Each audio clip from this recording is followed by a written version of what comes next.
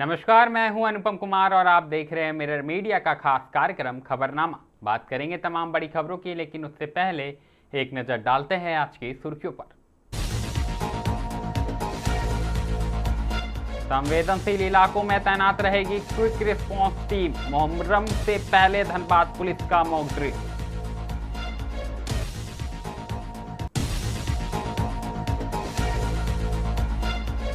निर्माण कार्य के दौरान दर्दनाक हादसा, मलबे में दबकर मजदूर की मौत।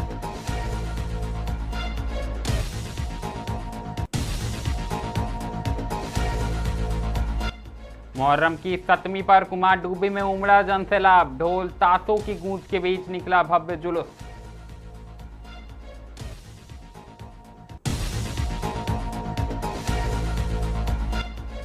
निशाने पर सटीकता का कमाल, हजारीबाग जिला राइफल शूटिंग चैंपियनशिप का भव्य समापन।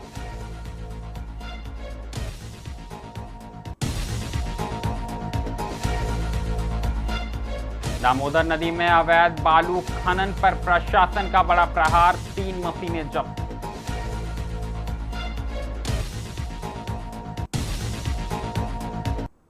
अब खबरें विस्तार से। सबसे पहले बात हम करेंगे धनबाद की। आपको बता दें कि मुहर्रम पर्व को लेकर शांतिपूर्ण, सुरक्षित और सौहार्दपूर्ण वातावरण में संपन्न कराने के उद्देश्य से धनबाद पुलिस पूरी तरह सतर्क हो गई है। इसी क्रम में बुधवार को धनबाद पुलिस केंद्र में विशेष मॉक ड्रिल का आयोजन किया गया, जिसमें जिले के पुलिस अधिकारियों और जवानों ने भाग लेकर आपात परिस्थितियों से निपटने का अभ्यास किया। आपको बता दें कि मॉक ड्रिल में सिटी एसपी ऋत्विक श्रीवास्तव, ग्रामीण एसपी एस मोहम्मद याकूब, ट्रैफिक डीएसपी, सीसीआर डीएसपी समेत कई वरिष्ठ पुलिस अधिकारी मौजूद रहे। इस दौरान पुलिस बल को मुहर्रम जुलूस के दौरान संभावित चुनौतियों, भगदड़ की स्थिति, भीड़ नियंत्रण और कानून व्यवस्था बनाए रखने के लिए विभिन्न तरीकों का प्रशिक्षण दिया गया। जानकारी देते हुए सिटी एसपी ऋत्विक श्रीवास्तव ने बताया कि मुहर्रम को लेकर जिले में व्यापक सुरक्षा व्यवस्था की जा रही है।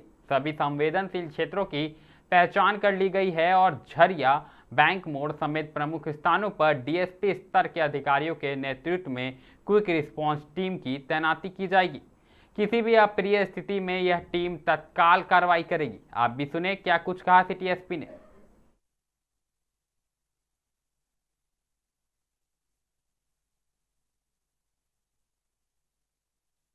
देखिए, जैसा कि आप लोग जानते हैं कि हर बार की तरह कोई भी क्या मेजर पर्व त्योहार के पहले हम लोग मॉक ड्रिल करते हैं, ताकि किसी भी इमरजेंट सिचुएशन से, किसी भी अनहोनी वगैरह से हम लोग एहतियातन रूप से ये पूरा किया जाता है। जैसा आप देखें हैं कि क्या होता है, आप जानते भी हैं कल और परसों मुहर्रम के काफ़ी क्या जुलूस वगैरह जो है धनबाद में कई जगह पर निकाले जाएंगे, जैसे बैंक मोड़, धनबाद, झरिया, ये कुछ थाना क्षेत्र शामिल है।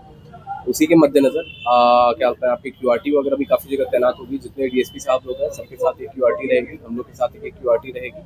और जो मुख्य मतलब वो है थाना क्षेत्र है, वहाँ पे क्या होता है डीएसपी खुद ही तैनात रहेंगे अपनी अपनी क्यूआरटी के साथ। और आज वाला जो मॉक ड्रिल है, ताकि कोई भी वित्तीय समस्या उत्पन्न नहीं हो, इसी के मद्देनजर आज मॉक ड्रिल को ऑर्गेनाइज किया गया है, ताकि हम सचेत रहें और साथ ही साथ प्रैक्टिस भी हो जाए कि इन केस अगर कोई भी वित्तीय व्यवस्था की समस्या उत्पन्न होती हो तो उससे कैसे निपटा जाए। जैसा मैंने पहले ही कहा है, संवेदनशील क्षेत्र आप पहले ही से जानते हैं कौन कौन सा है ना, जैसे बैंक मोड़ हो गया, फिर झरिया वगैरह हो गया। तो वहाँ पे जो डीएसपी, जो भी एसडीपी और डीएसपी संबंधित क्षेत्र के हैं, उनके साथ एक क्यूआरटी दी गई है। साथ ही साथ इन क्षेत्रों में जैसे कि क्या आप जानते हैं जुलूस वगैरह बैंक मोड़ में निकलेगा, धनबाद थाना क्षेत्र के मजार वगैरह तक जाएगा, वहाँ पे एक्स्ट्रा फोर्सेस की तैनाती भी की गई है। हमारे डीएसपी सीसीआर और डीएसपी ट्रैफिक दोनों लोग की तैनाती रहेगी कल और परसों दोनों दिन, ताकि जो ये पूरी जुलूस वगैरह है वो शांतिपूर्ण और बिल्कुल सुव्यवस्थित।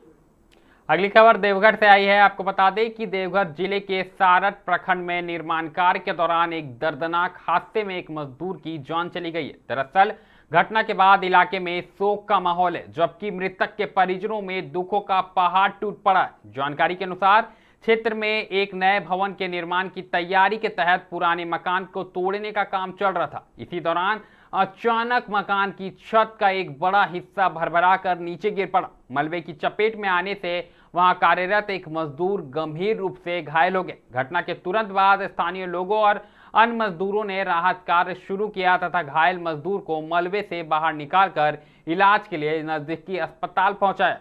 हालांकि चिकित्सकों ने जांच के बाद उसे मृत घोषित कर दिया। बता दें कि मृतक अपने परिवार का प्रमुख कमाऊ सदस्य बताया जा रहा है। उसकी असमय मृत्यु से परिवार के सामने आर्थिक संकट खड़ा हो गया। परिजनों ने जिला प्रशासन से उचित मुआवजे, आर्थिक सहायता और परिवार के एक सदस्य को रोजगार उपलब्ध कराने की मांग की है। कहीं ना कहीं घटना को लेकर क्षेत्र में दहशत का माहौल है और लगातार पुलिस मामले की जांच में जुट गई है। ऐसे में सीधे देवघर से हमारे सहयोगी धनंजय जुट चुके हैं। धनंजय, बताएं क्या कुछ मामला है, कैसे घटी यह घटना? जी अनुपम जी, ये घटना घटी थी आज आपके मॉर्निंग में, सुबह की घटना है ये। परिजनों का अभी क्या कुछ मांग है?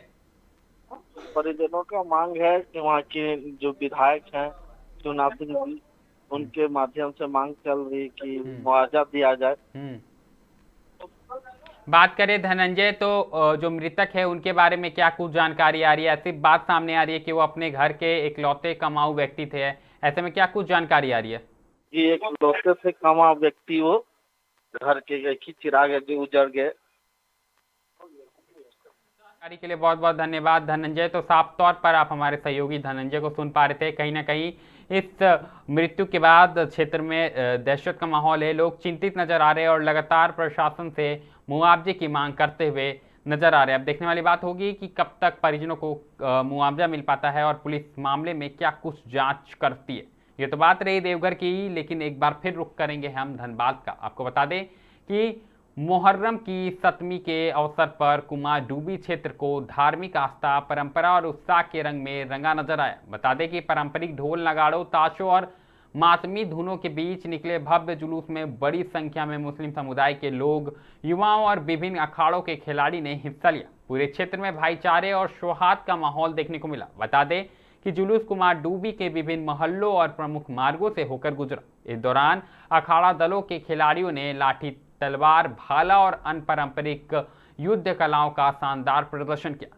खिलाड़ियों के हैरत अंगेज करतबों ने लोगों का मन मंत्र मुग्ध कर दिया। सड़क के दोनों ओर खड़े लोगों ने करतबों का भरपूर आनंद लिया और कई स्थानों पर जुलूस का स्वागत भी किया गया। बता दें कि ढोल नगाड़ों की गूंज और मातमी धुनों के बीच युवाओं का उत्साह देखते ही बन रहा था। अखाड़ों के खिलाड़ियों ने अनुशासन और कौशल का परिचय देते हुए अपनी पारंपरिक विरासत को जीवंत किया। मुहर्रम के अवसर पर आयोजित इस कार्यक्रम ने क्षेत्र की सांस्कृतिक एकता और सामाजिक समरसत्ता को भी मजबूत करने का संदेश दिया है। जुलूस के दौरान सुरक्षा व्यवस्था के भी व्यापक इंतजाम देखे गए।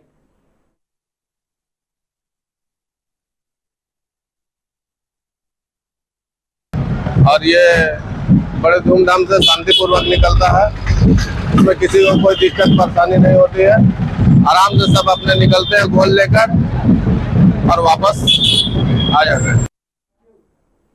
रुक करेंगे हजारीबाग का। आपको बता दें कि हजारीबाग स्टेडियम में आयोजित 4 दिवसीय सुनील सिंह जिला राइफल शूटिंग चैंपियनशिप का शानदार समापन हुआ। दरअसल प्रतियोगिता में जिले के युवा निशानेबाजों ने अपने कौशल, धैर्य और एकाग्रता के बेहतरीन प्रदर्शन करते हुए दर्शकों और अतिथियों का दिल जीत लिया। समापन समारोह में उत्कृष्ट प्रदर्शन करने वाले खिलाड़ियों को मेडल और प्रमाण पत्र देकर सम्मानित किया गया। समारोह के मुख्य अतिथि झारखंड के पूर्व डीजीपी अजय कुमार सिंह ने खिलाड़ियों को संबोधित करते हुए कहा कि निशानेबाजी केवल एक खेल नहीं बल्कि व्यक्तित्व विकास का प्रभावी माध्यम है। यह खेल युवाओं में आत्मविश्वास, अनुशासन, मानसिक संतुलन और लक्ष्य के प्रति समर्पण की भावना विकसित करता है।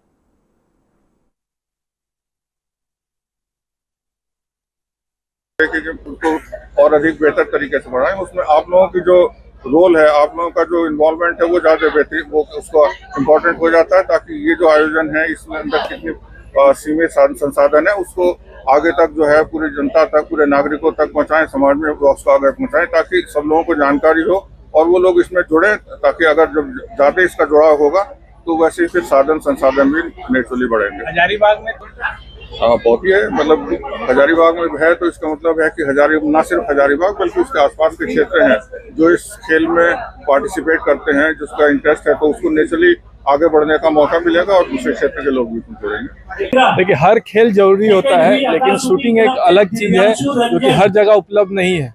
इस क्षेत्र में भी लोग अपना भविष्य बना सकते हैं। ये एक बहुत बड़ा एक एग्जाम्पल है, क्योंकि हमारे रेंज से अब बच्चे अब नेशनल के लिए भी क्वालिफाई कर रहे हैं और इतना अच्छा परफॉर्मेंस है कि वो ओलंपिक में भी रिप्रेजेंट कर सकते हैं अगर इसी तरीके से कंसिस्टेंसी रहा उनमें। मैं 50 मीटर .22 ओपन साइड में पार्टिसिपेट किया था, तो उसमें मुझे गोल्ड मेडल मिला फर्स्ट। ये गेम बहुत ही महंगा गेम माना जाता है, लेकिन हमारे एसोसिएशन के द्वारा काफी हेल्प मिलता है। बच्चों को जो सक्षम नहीं है उनको भी काफी मदद किया जाता है, जिसके कारण वो मेडल लाने में सक्षम होते हैं। मेरा नाम देव प्रताप सिंह है। शूटिंग प्रतियोगिता थी पिछले बार। हम लोग धीरे धीरे जो स्टूडेंट का पार्टिसिपेंट है वो लगातार शूटरों का बढ़ रहा, तो इस बार हम लोग 4 दिन का शूटिंग प्रतियोगिता कर दिए और 4 दिन के शूटिंग प्रतियोगिता में 300 से अधिक शूटरों ने भाग लिया। और सबसे बड़ी बात है कि हजारीबाग में राइफल एसोसिएशन के खुलने के बाद अब तक 5 बच्चे हम लोग का नेशनल में आ चुके हैं। जी बिल्कुल, कहीं ना कहीं हजारीबाग में राइफल शूटिंग प्रतियोगिता का समापन हो चुका है और तमाम प्रतिभागियों को सम्मानित भी किया गया है। ऐसे में सीधे हजारीबाग से हमारे सहयोगी रुपेश जुड़ चुके हैं। रुपेश, बताएं क्या कुछ आयोजन किया गया है और कितने प्रतिभागियों को सम्मानित किया गया है? जी अनुपम, आपको बता दें ऐसी जो खेल है वो समाज के लिए और जो बच्चे हैं, जो प्रतिभागियां हैं, उनके लिए काफी कारगर साबित होती है। आपको बता दें हजारीबाग में लगभग 250 खिलाड़ियों ने इसमें पार्टिसिपेट किया था, जिसमें कई एक विद्यार्थियों ने अपने गुण को लेकर अवार्ड भी जीता, मेडल भी जीता। अलग अलग प्रतिभागियों को अलग अलग अवार्ड से पुरस्कृत किया गया। इसमें जो झारखंड के पूर्व डीजीपी थे अजय कुमार सिंह, वो मुख्य अतिथि के रूप में शामिल हुए हैं और इसमें जो खिलाड़ी हैं उनका उत्साह बढ़ाया और आगे उनके भविष्य ओलंपिक को लेकर भी कई बातें भी उन्होंने साझा की थी।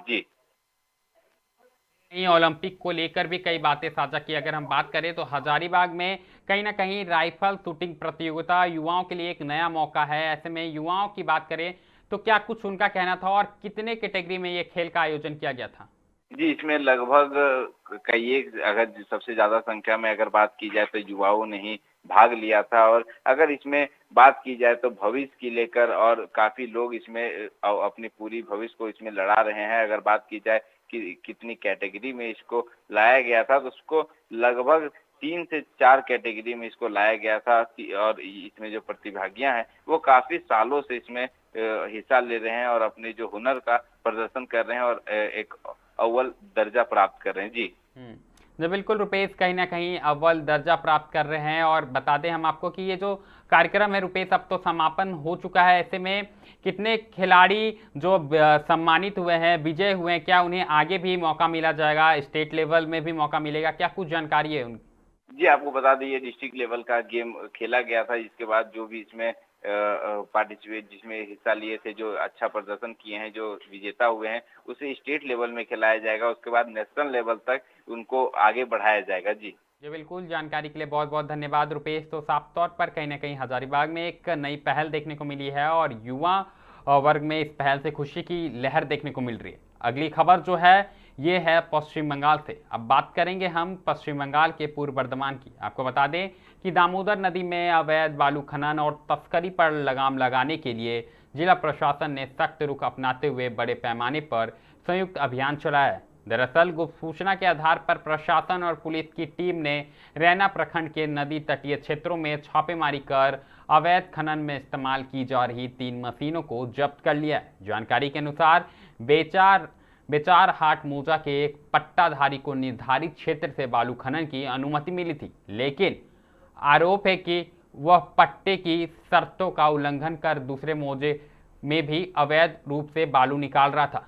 सेरमपुर और बामुनिया मौजा सहित कई क्षेत्रों में लंबे समय से बालू चोरी और तस्करी की गतिविधियां संचालित होने की शिकायतें मिल रही थी। इसी बीच कहीं न कहीं सूचना मिलने के बाद जिला भूमि एवं भू राजस्व विभाग, ब्लॉक प्रशासन और पुलिस ने संयुक्त रूप से कार्रवाई की। अभियान का नेतृत्व रैना 1 प्रखंड, बारासूल तथा बर्धमान के BLRO और DLRO कार्यालय के अधिकारियों ने किया। वहीं रैना, बर्धमान और शक्तिगढ़ थाना की पुलिस भी मौके पर तैनात रही।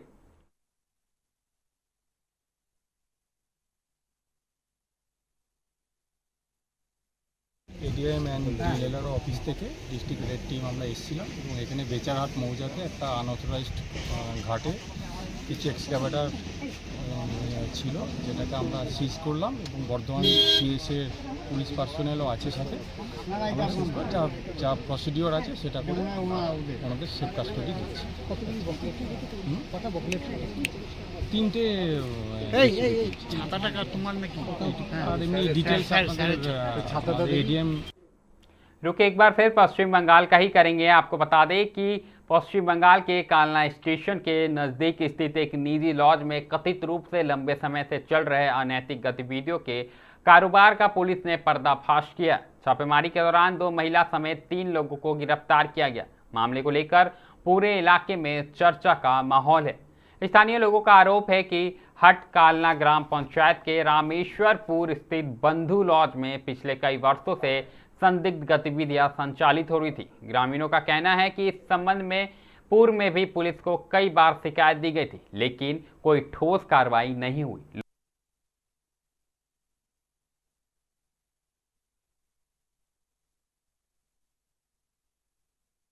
অনেকদিন ধরে, আজকে নয়, আজকে দীর্ঘ 15 বছর ধরে এই কারবার চলে। এর জন্মদাতা হচ্ছে প্রাক্তন সরকারের যারা কর্মকর্তা ছিল তাদের দ্বারা পরিচালিত ওই লজ। এইটা নয়, এছাড়াও এখানে আরেকটা আছে ওইদিকে, ওটা হচ্ছে পানশালা চলে দেদারভাবে। রাত 10টা করে বাড়ির কি বলবো, আমাদের এখানে যাওয়া আসা করতে অসুবিধায়, মদ্যপ অবস্থায় ছেলেপিলে যুবকরা এমনভাবে এই রাস্তায় চলাফেরা করে, বাইরের সব ছেলেপিলে এসে যেতে রামেশ্বরপুর গ্রামের মানুষের প্রচণ্ড সমস্যা সৃষ্টি হচ্ছে এই জন্য। बात एक बार फिर पूर्व वर्धमान की ही करेंगे। आपको बता दें कि पूर्व वर्धमान जिले के खंडगोस थाना क्षेत्र अंतर्गत बरीसाली गांव में करंट लगने से एक व्यक्ति की दर्दनाक मौत हो गई। दरअसल इस घटना के बाद पूरे गांव में शोक की लहर है, जबकि मृतक के परिवार का रो रो कर बुरा हाल है। मृतक की पहचान 49 वर्षीय मंतियार रहमान मोल्ला के रूप में हुई है। स्थानीय लोगों के अनुसार मतियार अपने घर में बिजली से संबंधित कुछ मरम्मत कार्य कर रहे थे। इसी दौरान अचानक एक बिजली का तार उनके संपर्क में आ गया, जिससे उन्हें जोरदार करंट लगा और वह गंभीर रूप से घायल हो गए। घटना के बाद परिजनों ने उन्हें अस्पताल पहुंचाया, लेकिन तब तक देर हो चुकी थी और डॉक्टरों ने उसे मृत घोषित कर दिया। ঘটনা ঘটেছে আজকে এই খন্ডঘোষ থানার রোদনা পঞ্চায়েতে বারিশালী গ্রামে। জনৈক ব্যক্তি মতিয়ার রহমান মোল্লা, উনি ওনার নতুন বাড়িতে কাজকর্ম করছিলেন, তার সাথে ইলেকট্রিকও কাজকর্ম করছিলেন। তো ইলেকট্রিকের তার পড়েছিল আর বাড়িতে জলটা বেশি ছিল, সেক্ষেত্রে ওইটা শর্ট সার্কিট হয়ে ওনাকে ওরকমভাবেই বিদ্যুৎপৃষ্ট হয়ে মোটামুটি বাড়ি থেকে উদ্ধার করে খন্ডঘোষ বিপিএইচসিতে নিয়ে এসেছে। ওইখানে ডাক্তারবাবুরা ওনাকে মৃত বলে ঘোষণা করেছে। तो उनका अनुमानिक बॉयस। खबरनामा में अभी के लिए फिलहाल इतना ही। ऐसी तमाम बड़ी खबरों से लगातार हम आपको अवगत कराते रहेंगे। कहीं मत जाइएगा, बने रहें मिरर मीडिया के साथ।